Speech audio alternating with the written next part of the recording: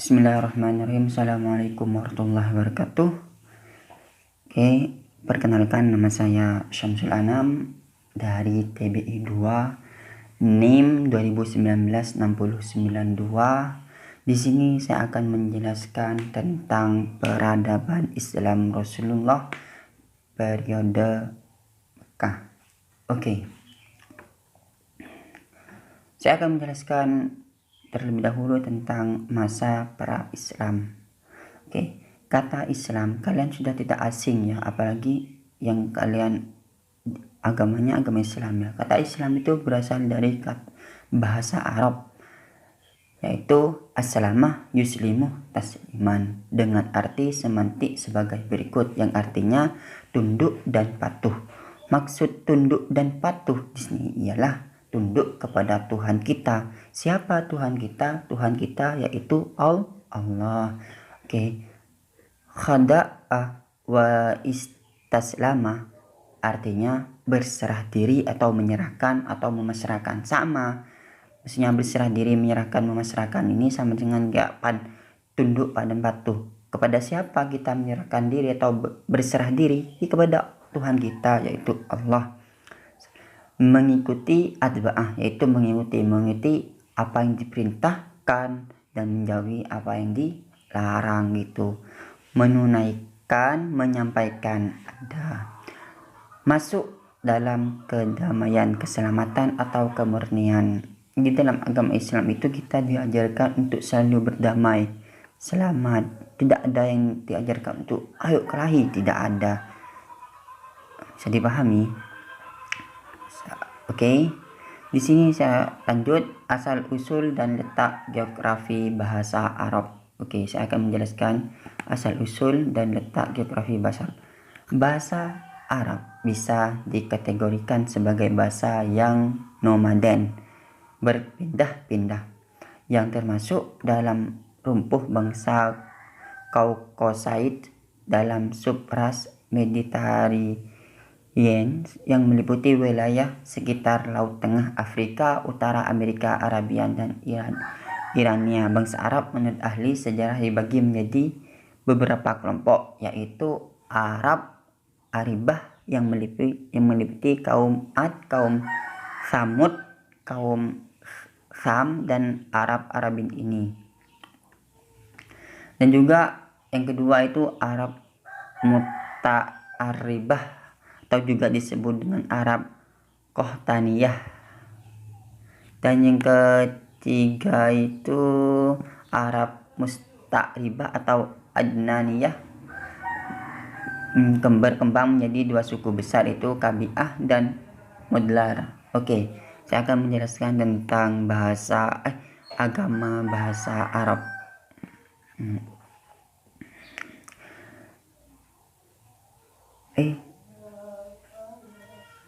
Sorry, maaf ya, barusan aku bilang agama bahasa Arab tapi agama bangsa Arab ya, maaf.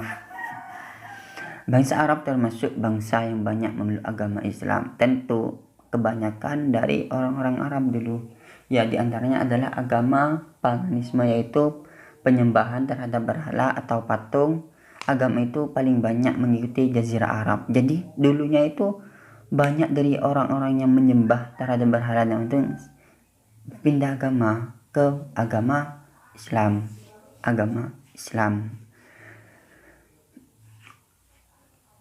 Agama lain yang dianut oleh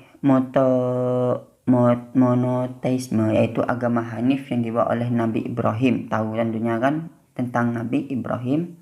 Ketiga penduduk Jazirah Arab juga ada memeluk agama Syabiyah, yaitu agama yang menyembah binatang dan yang menurut mereka punya kekuatan. Kalau dulu nih aneh-aneh ya alhamdulillah kita sudah jelas gitu agamanya ya. Ada dulu yang menyembah patung, berhala, binatang, pepohonan. Agama Nasrani yang dibawa oleh Persia. Tapi ada juga yang memeluk agama Masehi, agama Majusi, agama Nasrani, banyak kok. Pokoknya Nasrani yang dibawa oleh orang Persia. Sampai saat ini peradaban bangsa Arab juga banyak mengetahui dunia, terutama bangsa yang memeluk Islam. Oke, Oke, saya akan menjelaskan tentang Arab saat kelahiran Islam. Sebelum agama Islam berkembang di Jazirah Arab, agama Yahudi dan Kristen telah berkembang di Oke, jadi sebelum Jazirah Arab berkembang, agama Islam berkembang di Jazirah Arab. Sebelum itu ada juga agama Yahudi dan Kristen sudah berkembang di sana. Namun bangsa Arab kebanyakan masih menganut agama asli mereka. Daerah Jazirah Arab itu dibagi 3 besar, yaitu 1. Selatan Jazirah Arab terdapat kaum Kataniyah, keturunan Katan, yaitu mendirikan kerajaan Sabak, kota pusat perdagangan. Kerajaan Himyar, utara Jazirah Arab. Yang kedua, utara Jazirah Arab. Yang ketiga, daerah Hijaz. Ciri-ciri negara Arab sebelum munculnya agama Islam. Oke, di sini saya akan menjelaskan ciri-ciri negara Arab sebelum munculnya agama Islam. Arab mempunyai kawasan yang tidak maju. Jadi dulu tuh Arab tidak maju ya. 2, keadaan masyarakat sangat kacau. Wah, amburadul pokoknya emang. Yang ketiga, kebanyakan orang Arab merupakan penyembah berhala. Kata saya di barusan, agama dulu itu banyak yang menyembah berhala, binatang, pohonan, terutama ini ya. Kebanyakan orang Arab merupakan penyembah berhala. Sebagian orang Arab merupakan pengikut agama Kristen Yahudi. Setiap orang berkelakuan semaunya sendiri, sewenang-wenang, sekarang dewe gitu ya. Keributan terjadi di mana-mana dulu. Zaman Jahiliyah. Pada awal perkembangan agama Islam sangat ditentang oleh masyarakat Mekah, terutama oleh pemimpin suku Quraisy. Menurut Ahmad Shalabi, 5 faktor yang mendukung suku Quraisy menentang seluruh Islam, yaitu jadi dulu agama Islam ditentang oleh suku Quraisy, dan ada 5 faktor yang mendukung suku Quraisy tentang agama Islam. Mereka tidak dapat membedakan antara kenabian dan kekuasaan. 2. Nabi Muhammad SAW menyerukan persamaan hak antara bangsawan dan hamba sahaya, atau disebut dengan tidak adanya pembudakan. 3. Para pemimpin Quraisy tidak dapat menerima ajaran tentang kebangkitan kemudian pembalasan di akhirat. 4. Patuh kepada nenek moyang adalah kebiasaan yang berakar pada bangsa Arab. 5. Paham dan penjual patung memandang Islam sebagai penghalang rezeki. Suku Quraisy berasal dari bahasa Arab, artinya suku bangsa Arab keturunan Nabi Ibrahim. Mereka tinggal dan hidup di Mekah dari sekitar Quraisy hidup. Kelahiran Nabi Muhammad SAW. Oke, saya akan menjelaskan tentang kelahiran Nabi Muhammad SAW. Islam diwahyukan oleh Allah melalui seorang hamba dan rasulnya, yaitu Muhammad ibnu Abdullah, yang lahir pada hari Senin 12 Rabiul Awal tahun Gajah bertepatan dengan 29 Agustus 571 Masehi di Mekah Al-Mukarramah. Tentunya kalian sudah tidak asing dengan kelahiran Nabi gitu, pasti tahu. Beliau berasal dari kabilah Quraisy yang merupakan kabilah terhormat di kalangan bangsa Arab. Jadi Nabi ini terhormat ya.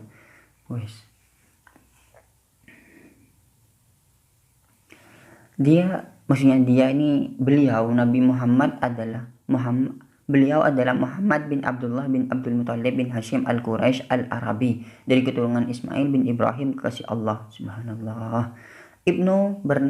Ibunya bernama Aminah binti Wahab dari kabilah Bani Zuhrah al-Quraisyiyah.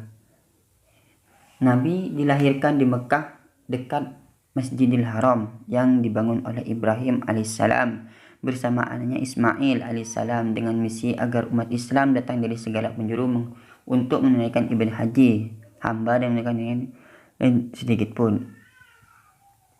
Nabi Muhammad dilahirkan itu keadaan yatim, soalnya ketika ibunya Aminah ya, ketika beliau sudah hamil, ayahandanya itu meninggal.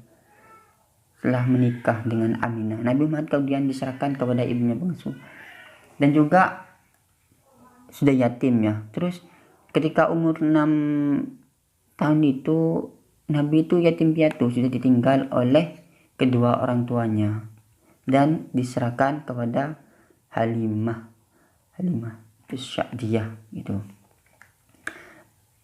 Dalam asuhannya Nabi Muhammad diserahkan kepada usia 4 tahun. Setelah itu kurang lebih 2 tahun diberikan asuhan ibu kandungnya. Nah, kata saya barusan itu ya, sampai 6 tahun baru orang tuanya itu ibunya meninggal wafat. Ketika berusia 6 tahun dia menjadi anak yatim piatu. Seakan-akan Allah ingin melaksanakan sendiri pendidikannya. Nabi Muhammad orang yang dipersiapkan untuk membawa risalahnya. Yang terakhir Allah berfirman, bukankah Allah mendapatimu sebagai anak yatim lalu dia melindungimu, dan Allah mendapatimu sebagai orang yang bingung lalu dia memberi petunjuk. Setelah Aminah meninggal, Abdul Muthalib mengambil alih tanggung jawab merawat Nabi Muhammad. Namun 2 tahun kemudian Abdul Muthalib meninggal karena renta. Tanggung jawab selanjutnya beralih kepada pamannya Abu Thalib. Seperti juga Abdul Muthalib, dia sangat disegani dan dihormati oleh orang Quraisy dan petunjuk Mekah secara keseluruhan. Nabi dalam usia muda, Nabi itu dulu itu mengembala kambing kekeluargaannya di kambing penduduk Mekah melalui kegiatan pengembala sehari-harinya itu dulu pun mengembala kambing. Ketika Nabi sudah berumur 25 tahun, Nabi berangkat ke Syam untuk melakukan perdagangan milik Khadijah. Sekembalinya dari Syam, Khadijah meminta untuk menikahi karena Khadijah tahu bahwa Nabi itu adalah seorang laki-laki yang memiliki sifat kesatria, jujur dan amanah. Subhanallah. Khadijah adalah seorang wanita yang terkenal dengan kecerdasan, tanggap dan peka. Tentunya kalian sudah tidak asing lagi dengan nama Khadijah. Khadijah kemudian mengutus seorang untuk menemui Nabi dengan pesan, wahai anak pamanku, aku simpati dengan kepribadianmu yang memiliki karisma dan kejujuran yang tinggi dan berasal dari keturunan terhormat. Amanah, berakhlak mulia dan berjujur. Kemudian Khadijah menawarkan diri untuk istrinya. Kemudian Khadijah itu menawarkan dirinya untuk jadikan istrinya. Jadi Khadijah meminta Nabi untuk menikahi. Ya. Dan selanjutnya masa kerasulan.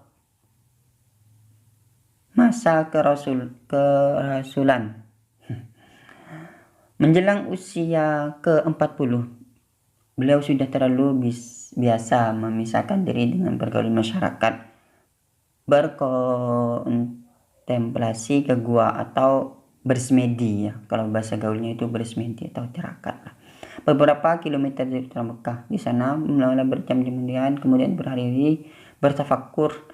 Pada 17 Ramadan 611 Masehi, malaikat Jibril muncul di hadapannya menyampaikan wahyu Allah pertama. Jadi pertama wahyu yang disampaikan malaikat Jibril itu pada tanggal 17 Ramadan 611 Masehi. Bacalah dengan nama Tuhanmu dia telah menciptakan manusia dari segumpal darah. Jadi kita ini diciptakan dari segumpal darah. Bacalah dan Tuhanmu ia maha mulia. Dia telah mengajarkan dengan kalam. Dia telah mengajarkan manusia apa yang tidak mereka ketahui.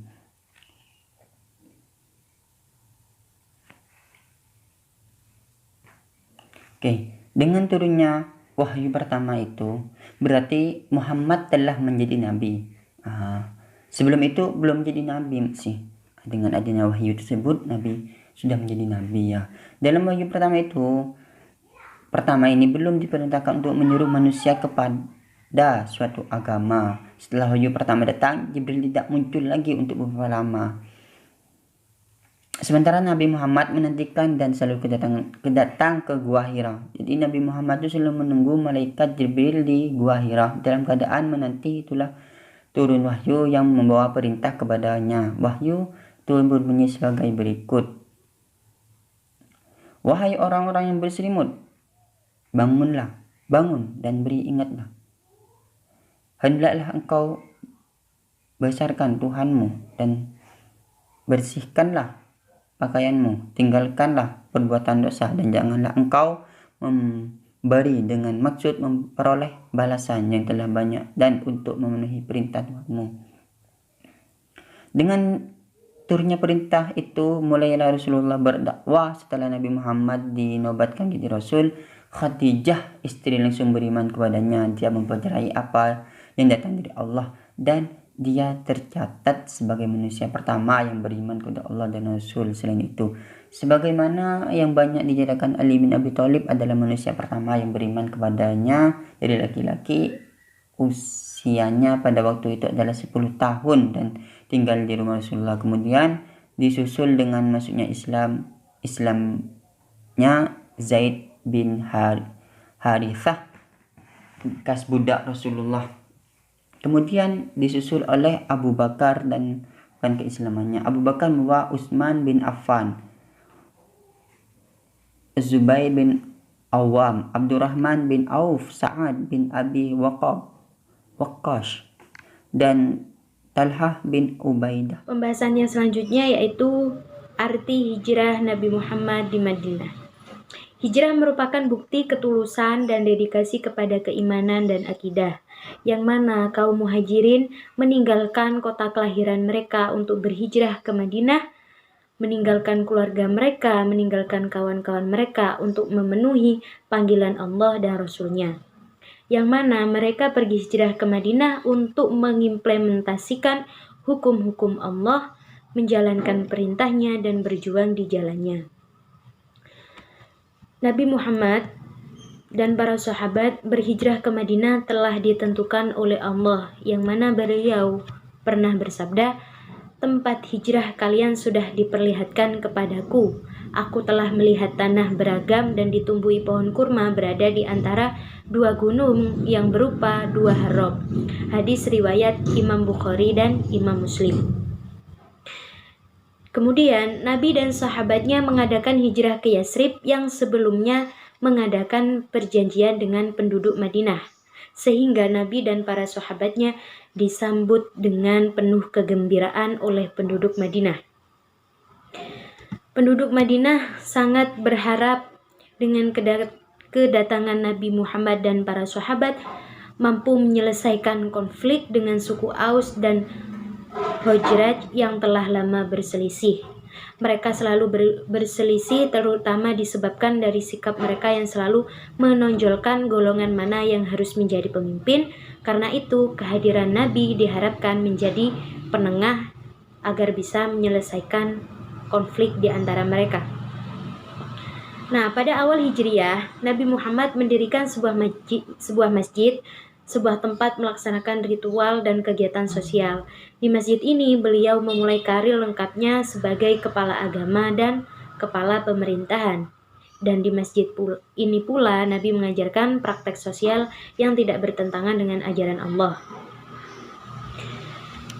Jadi saat berada di kota Madinah, Nabi Muhammad mendirikan sebuah masjid yang mana masjid tersebut menjadi sebuah tempat untuk melakukan kegiatan-kegiatan sosial yang mana tidak membedakan antara perbedaan agama. Jadi mereka hidup tenang dan rukun di Madinah. Di sini ada beberapa sebab kenapa Nabi Muhammad dan para pengikutnya hijrah ke Madinah. Yang pertama, perbedaan iklim kota Makkah dan Madinah. Perbedaan iklim tersebut mendorong dilakukannya hijrah secara cepat-cepat, karena udara Madinah lebih sejuk dan watak penduduknya relatif lebih tenang, sehingga ini akan memberikan harapan untuk pengembangan penyebaran agama Islam. Yang kedua, nabi-nabi pada umumnya tidak dihormati di negaranya sendiri. Demikian pula dengan halnya Nabi Muhammad yang tidak diterima di sebagian besar kaumnya di Mekah, sehingga Nabi Muhammad diutus untuk hijrah ke Madinah dan kemudian melakukan ikrar Aqabah. Yang ketiga, tantangan yang dihadapi Nabi Muhammad di Madinah tidaklah sekeras seperti yang telah dialaminya saat berada di Mekah. Golongan dan pendeta bangsawan Quraisy menganggap Islam bertentangan dengan kepentingan mereka. Sementara penduduk Madinah justru menganggap Islam sebagai penengah bagi mereka yang sedang berkonflik. Selanjutnya yaitu dasar berpolitik negeri Madinah. Seperti yang diketahui, ketika Rasulullah mendirikan negara Madinah, masyarakat Madinah terdiri dari beberapa kelompok. Yang pertama yaitu kaum muslim dari kalangan kaum muhajirin dan ansor. Yang kedua, kelompok musyrik yang berasal dari kabilah-kabilah yang ada di Madinah. Yang ketiga, kelompok Yahudi dari berbagai kabilah yang tinggal di kota Madinah. Yahudi sejak lama telah mengintimidasi masyarakat Madinah. Oleh karena itu, merupakan masalah yang mungkin muncul bagi awal ketika negara Madinah baru berdiri.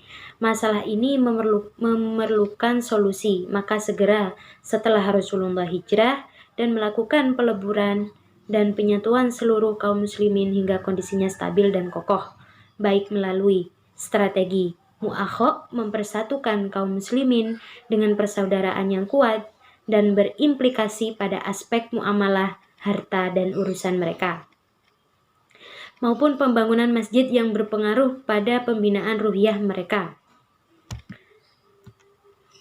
Sehingga Rasulullah SAW menyusun teks perjanjian yang mengatur interaksi antara kaum muslimin dan sesama warga negara, hak dan kewajiban warga negara, dan hubungan luar negeri. Piagam ini juga secara khusus mengatur dan membatasi secara tegas posisi kaum muslim dan Yahudi, mengatur interaksi di antara mereka, dan merumuskan kewajiban-kewajiban yang mereka pikul dengan kebijakan khusus. Dengan kata lain, sebagaimana disebut oleh Jaih Mubarak, Piagam Madinah telah menjadi dasar persatuan penduduk Yasrib yang terdiri atas muhajirin, ansor, dan Yahudi. Jadi, dasar berpolitik negeri Madinah berasal dari Piagam Madinah yang telah dirumuskan oleh Nabi Muhammad dan para tokoh-tokoh yang terdapat di Madinah. Assalamualaikum warahmatullahi wabarakatuh. Di sini saya akan menjelaskan tentang dasar berpolitik negeri Madinah. Nah, sistem pemerintahan Islam itu dimulai sejak Rasulullah Shallallahu Alaihi Wasallam. Nah, dan awal terbentuknya negara Islam Madinah itu bermula dari konflik antara suku Aus dan Khazraj, yang mana konflik ini terjadi karena adanya perebutan kekuasaan yang tidak jauh dari kota Yasrib. Nah, akibat dari konflik yang berkepanjangan ini, lalu kemudian Rasulullah itu membuat perjanjian atau baiat Aqobah, yang mana perjanjian itu berisi tentang bahwasanya mereka itu harus masuk Islam dan mereka harus mengajak penduduk Yasrib untuk masuk Islam pula.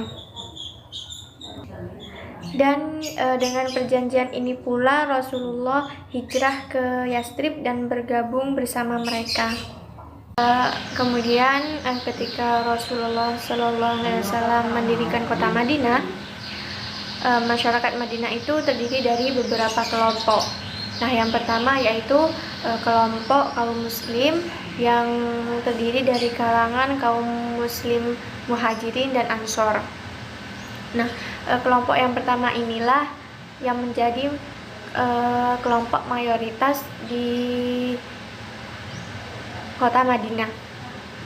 Dan yang kedua yaitu kelompok musyrik atau non-muslim, yang mana kelompok ini berasal dari kabilah-kabilah yang ada di Madinah. Kelompok yang ketiga yaitu kaum Yahudi, yang mana kaum Yahudi ini terdiri dari kabilah yang berada di wilayah kota Madinah, yang termasuk pula Bani Qainuqa. Dan kelompok Yahudi ini merupakan komunitas yang terpisah dengan komunitas kaum muslim karena pemikiran dan perasaan mereka yang berbeda. Nah, sehingga mereka merupakan kelompok masyarakat tersendiri yang terpisah dari masyarakat Madinah.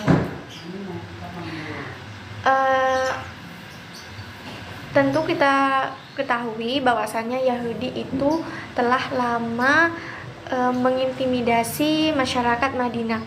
Oleh karenanya, mereka merupakan masalah yang mungkin muncul paling awal ketika negara Madinah itu berdiri. Dan setelah sekitar 2 tahun berhijrah, Rasulullah itu mengumumkan tentang peraturan dan hubungan antar komunitas di Madinah. Dan pengumuman ini dikenal dengan Piagam Madinah. Piagam ini berisi tentang undang-undang untuk peraturan sistem politik dan sosial masyarakat Islam dan hubungannya dengan umat yang lain. Dan piagam ini berasaskan Islam dan disusun sesuai dengan syariat Islam. Jadi, dasar berpolitik negeri Madinah itu ialah Piagam Madinah sebagai dasar kesatuan politik.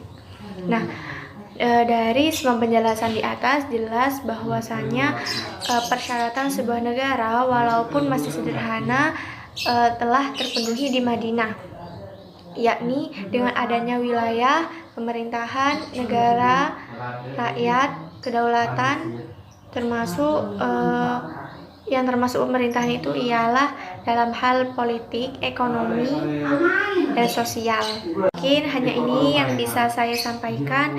Selanjutnya akan dilanjutkan oleh teman saya. Assalamualaikum warahmatullahi wabarakatuh. Perkenalkan, nama saya Ilmiah Safana, NIM saya T 2019-6090. Di sini saya akan melanjutkan penjelasan dari Piagam Madinah, Darussalam, dan Darul Islam.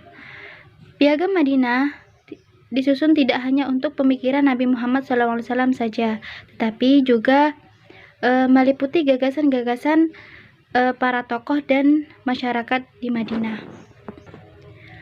Ketika Nabi Muhammad SAW hijrah dari Mekah ke Madinah, beliau ingin mendirikan suatu tatanan yang berlandaskan nilai-nilai Islam.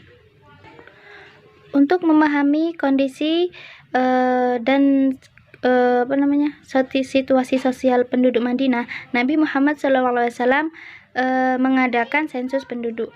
Dari hasil sensus penduduk tersebut didapatkan bahwa 10.000 penduduk Madinah, 1.500 jiwa itu Muslim dan 4.000 jiwa itu Yahudi, kemudian 4.500 jiwa masih menganut paganisme atau musyrikin. Berdasarkan hasil tersebut bahwa dapat dinyatakan bahwa Muslim di Madinah awalnya adalah sangat minoritas.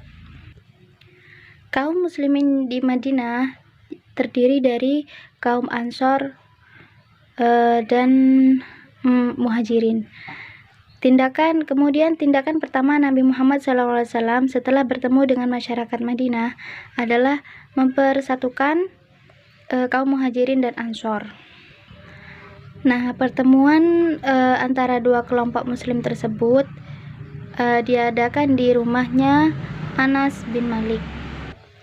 Setelah mempersaudarakan dua kaum Muslimin tersebut, kemudian Nabi Muhammad SAW menyatukan seluruh kelompok Yahudi dengan perjanjian aliansi dan kebebasan beragama.